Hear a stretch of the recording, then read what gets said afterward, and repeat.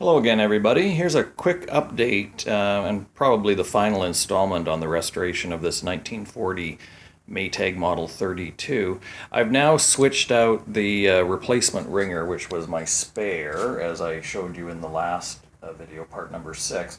So this is the updated Wringer that was equipped on the Model 40, I believe, between 1940 and 1941. It was the final sort of update to that model before the model was entirely upgraded to the Model E, which had been designed and in production from 1939. And then it finished at the outbreak of World War I in 41, and production wasn't resumed again until 46, and then from 46 to 83, the Model E was the basically quintessential Maytag Wringer. But anyway, the Model 32 was sort of the close predecessor in some upgrades, including the Wringer release bar, as you caught a quick glimpse of in part number 6.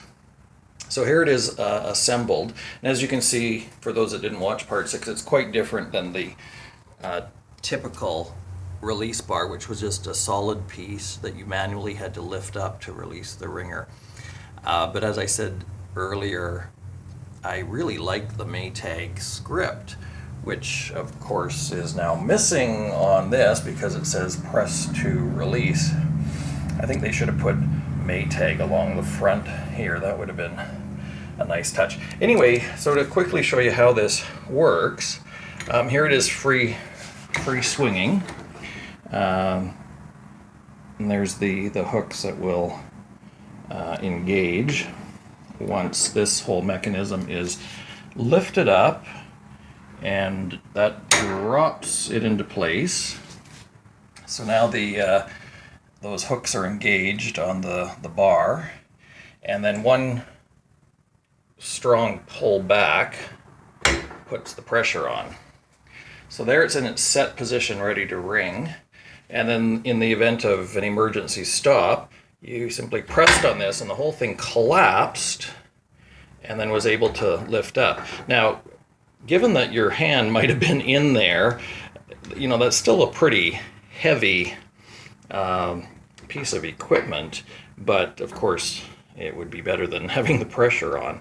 So then to reset it, of course, you just lift it all the way back, let it drop into place, and then one quick tug, and there it is, ready to roll again.